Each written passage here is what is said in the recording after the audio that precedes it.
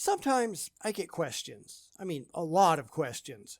Most of them, I figure they're not honest, but sometimes you get one that deserves a response. Therefore, we're going to address that today, coming up next.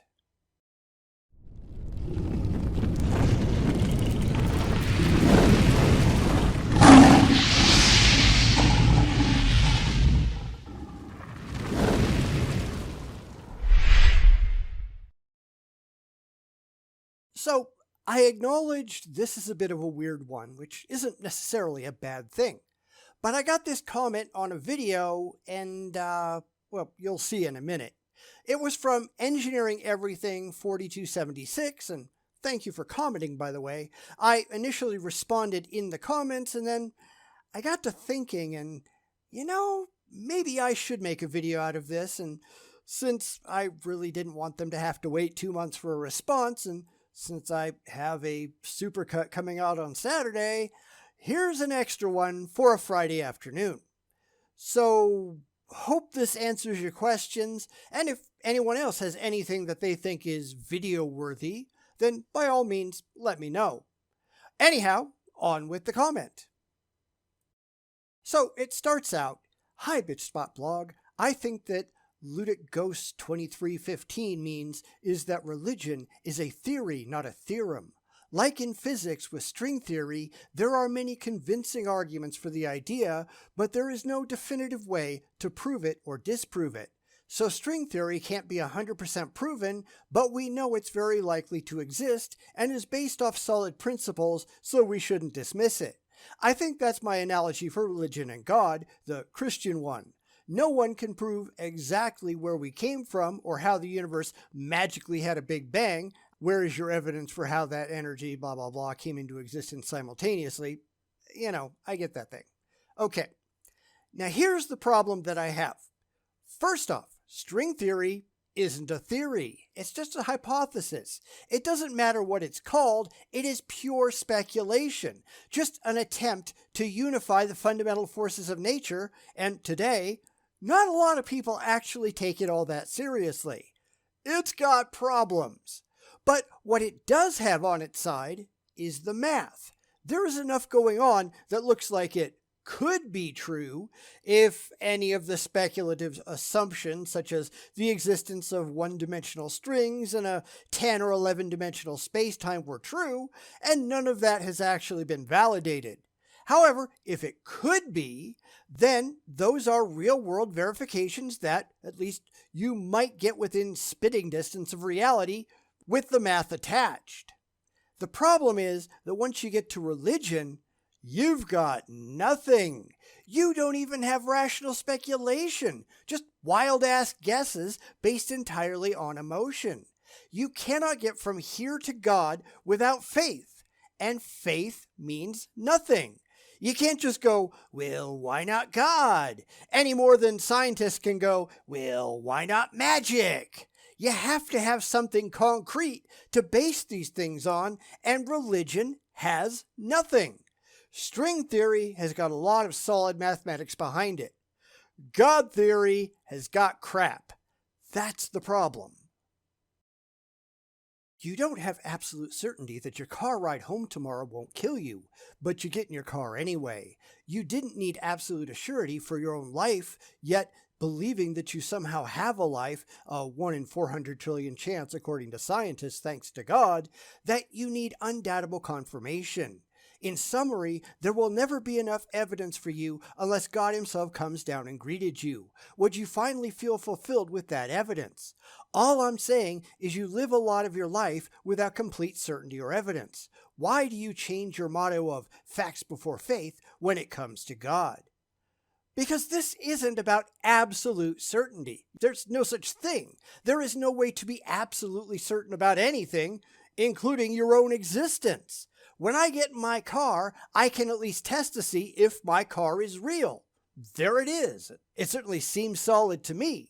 I have got actual experience that I can demonstrate and corroborate with other people that my car is real. Now, how do you do that with a God?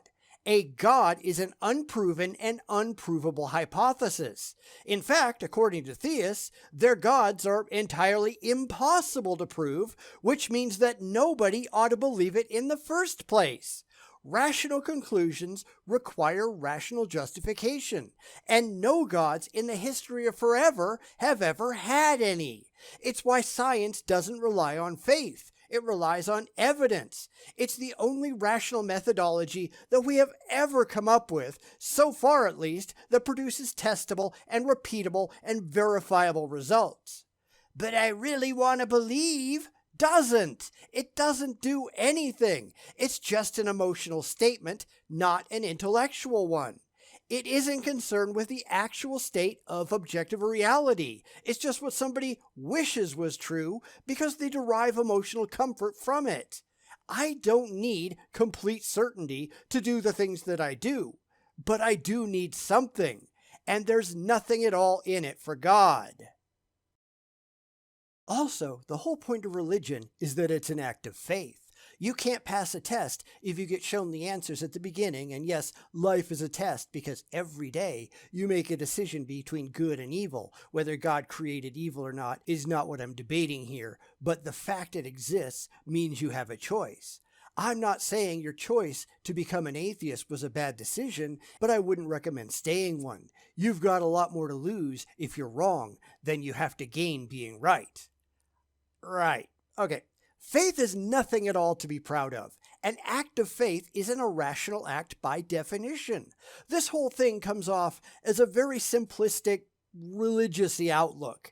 It's an attempt to see things in a very childlike, immature fashion, which is why the Bible says that you have to look as a child if you want to understand God. But that's not really a good thing, is it? Then you run straight into Pascal's wager, which I don't really have to explain again because we've done it a lot of times, and it is a really ludicrous idea, but I'll do it really, really quick. If you spend your entire life on your knees in hopes that you'll get to an eternal afterlife and no afterlife exists, then you have wasted the only life you actually get. You have done absolutely nothing of any consequence except talk to yourself. That is not something that you ought to be proud of either. Granted, you can do whatever you like with your life, but given the amount of demonstrable evidence for any gods, which is zero, and the amount of evidence for reality, which is copious, I'd say it's a very, very poor decision on your part. Again, you can do whatever you want, no skin off my nose. If you want to sit in a room for the rest of your life reading a book of mythology, go right ahead. I am not going to, because I have seen absolutely no credible reason to think that any of it is factually true. The facts matter, and people need to deal with that. If that last accurate statement made you fearful, then I think it reflects more about what you truly think. It didn't make you feel fearful? Well then, you'd be the second person in history to overcome death. Alright, it didn't make me fearful at all. It just made me roll my eyes. It was an absolutely stupid statement, and I just explained why. In fact, this is why William Lane Craig is such a ridiculous laughingstock, with his, well, I'll lower the bar for Christianity nonsense, just because it strokes his childish ego. Well, maybe. Well, who cares about maybe? I care about what is actually going on. And sadly, most theists simply do not. They just want their childish egos coddled, like immature little children. Well, maybe a sparkling unicorn is going to come and carry me off to a magical happy land. Sure, but that's stupid, and I think we both know it. There is no difference between that and God will whisk me away to heaven if I just kiss his ass. They are both equally stupid. Look, there are bad people among Christians. The Roman Catholic Church's atrocious past crimes and America's megachurches are some good examples. I have no doubt people have exploited Christianity for their own pursuit, and they will be punished accordingly, but don't let bad actors deceive the true principles of a religion. I'm not. You haven't demonstrated that there are any true principles of Christianity. Nobody has. It's all just wishful thinking based on emotion, not on verifiable fact. You can claim, there's a God all you want. Great. How do you know that? Not what did you read in a book of mythology, not what were you taught by your parents or a church, not what makes you feel really, really good. How do you actually know that, and how can you demonstrate that you know it to anybody outside of your faith? Just making a statement doesn't make it true. Just having a feeling doesn't make it valid. This is why we have so many problems with the religious, because they are not interested in the actual truth of their beliefs. It just makes them feel good. So of course it's got to be so. Except reality doesn't work that way. Christianity isn't a comfort mechanism people use to lie to themselves or others about. All religions are based off facts. That's why they're so prevalent today.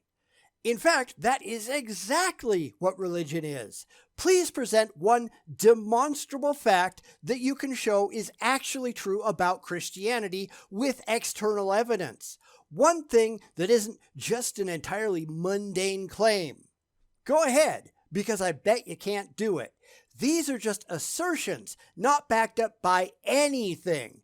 It's stuff that's just been pushed into your head by people who are trying to take advantage of you. Those churches don't run on God's say-so. They've got their hands out for your money. Christianity, in today's context, is having stronger moral values than that of the current law or standards. Sure, tell that to all the children that get molested by the Catholics and the Baptists and pretty much every denomination out there, because they all seem to have a problem keeping their hands out of the little kids' pants. Tell that to all the dead kids whose parents refused to get them basic medical care for easily curable diseases because they thought God would provide. The horrors of religion are everywhere. I'm sure all the gay kids that were thrown out of the house by the religious parents, well, they think that religion is incredibly moral, right? Oh, but that's not me. Well, sure, because you're most likely a cafeteria Christian that just picks and chooses what you like and ignores all the rest.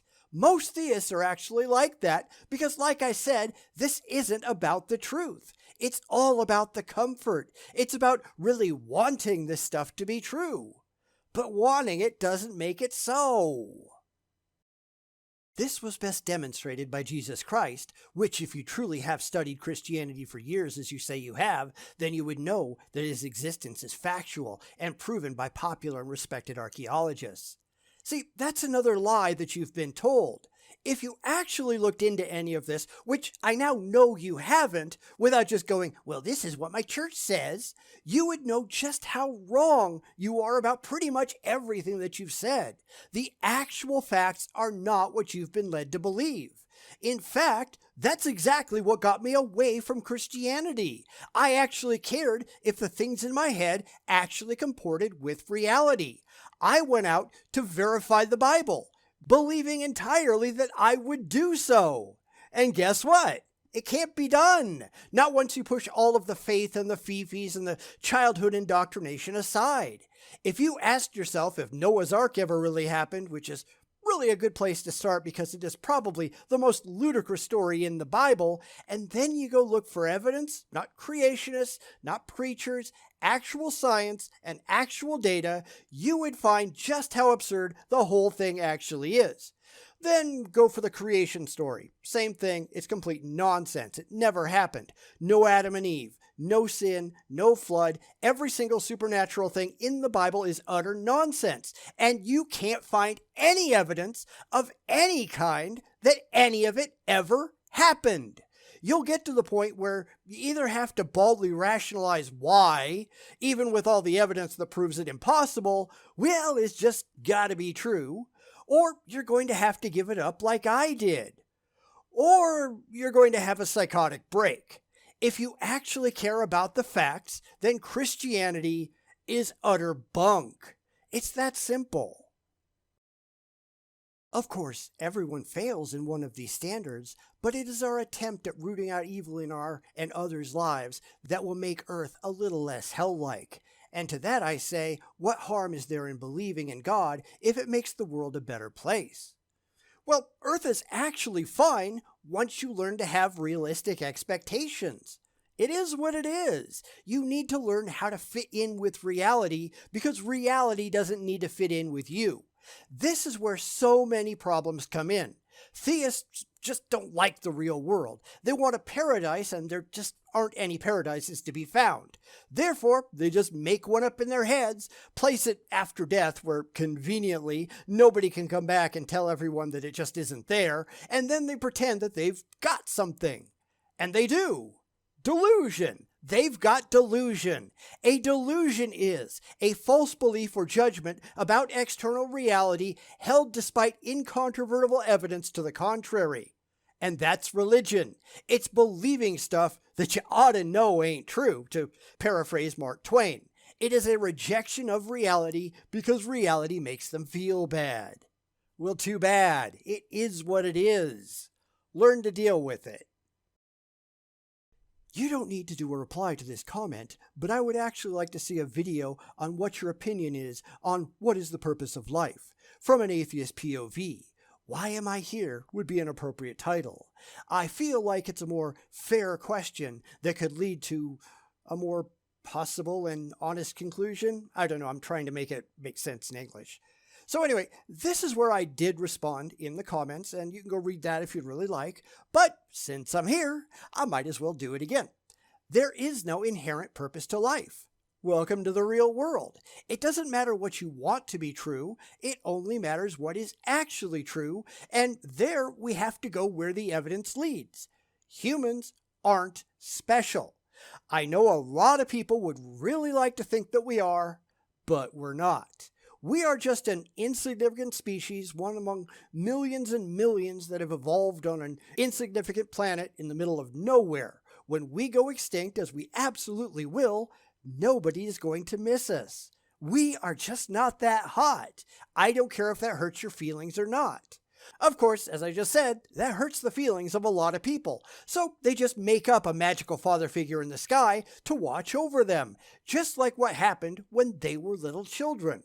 Religion is an attempt to get back to childhood, where all of your needs are met and you're protected by a big, powerful father figure. But that's not reality. Whether you like it or not is entirely irrelevant. The truth is, we're here for a relatively short period of time, and then we're gone. When you're dead, and everybody dies. Your feelings don't remotely enter into it. So you can spend your entire life lying to yourself and missing out on the only life that you demonstrably have, or you can give up the immaturity and just deal with the world that you actually live in. Whatever you do, nothing's going to change. Reality doesn't care about you because reality doesn't have the capacity. You are a blip in the vastness of time. You don't matter. The longer you sit around talking to yourself and pretending there's a God out there, the less time that you have to actually make a difference. It's less time you have to actually live. So let's stop with this, well, I really want it to be true crap, and start caring what is actually true. You figure that out through evidence, not emotion, not faith, not, I really, really like the idea. It's time to join up with the real world, because it's not going away no matter what you do.